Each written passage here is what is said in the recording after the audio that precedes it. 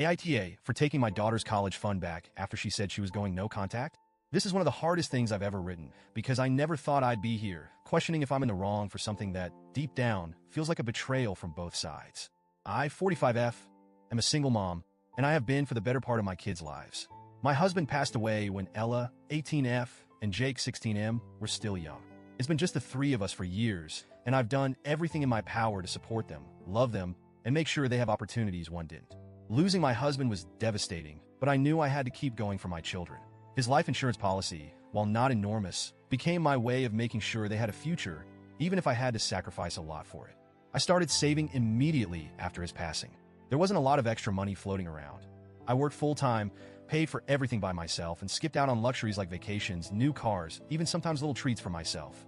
Everything was geared toward ensuring their future, especially for their education.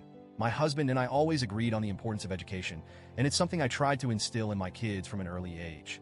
My daughter, Ella, was always so ambitious. I remember when she was 10, she came to me with this pamphlet from a prestigious university, and from that day on, she was focused.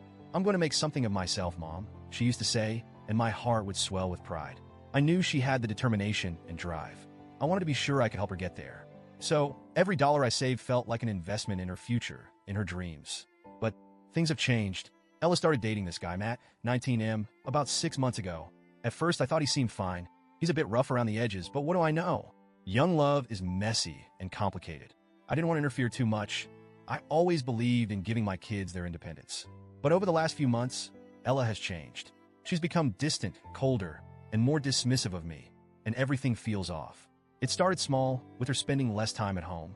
We used to talk about her day or her plans for the future, and now it's like pulling teeth to get her to engage with me at all.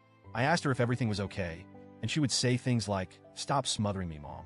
I'm not a little girl anymore," or, "You're always trying to control me." Her words started to sting more and more. One night, we had a big argument. Honestly, I can't even remember how it started, but it escalated quickly. Ella was shouting, saying things I never thought I'd hear from her. "Once I leave for college, I'm done with you, Mom. I'm going no contact. I won't need you or your money. I won't ever look back." Hearing those words, it broke something inside me. All I could think was, after everything I've sacrificed, after all the love and effort I put into making sure she had a chance at a good life, she's just going to cut me out? Like I never mattered? It felt like a slap in the face. I didn't say much then. I just stood there stunned. When she stormed off, I sat at the kitchen table and cried. For a few days, I kept to myself, trying to figure out what to do. I didn't want to make any rash decisions.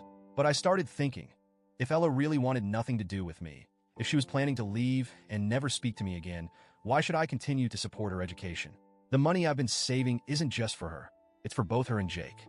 If she's going no contact, wouldn't it be fair to take that portion and put it toward Jake's future, or maybe even save some for myself?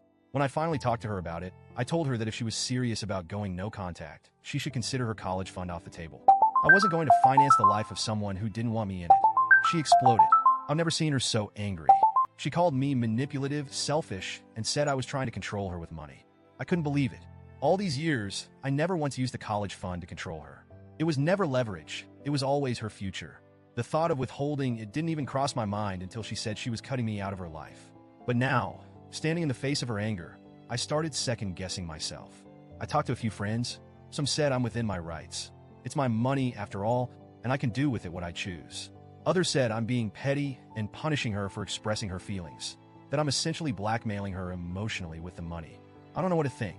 On one hand, she's an adult now, and she's entitled to her feelings, even if they hurt me. But on the other hand, I can't just ignore the fact that I've sacrificed so much for her, and now she's saying she wants nothing to do with me. Update. After reading the comments, I've realized a few things. First, I don't want to make a decision out of anger or fear of being abandoned.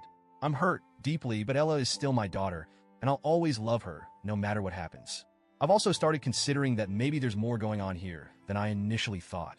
Some commenters suggested that Matt might be influencing her or even emotionally manipulating her, and honestly, it's been weighing on me. I've decided to hold off on making any final decisions about the college fund. For now, I'm going to keep it intact. I won't use it for Jake or myself until I've had a real conversation with Ella. I want to make sure she's okay, that this isn't just the influence of a toxic relationship clouding her judgment. If she still decides to go no contact, I'll respect her decision, but I hope we can come to some understanding before then. I love my daughter, and I don't want money to be the thing that drives a permanent wedge between us.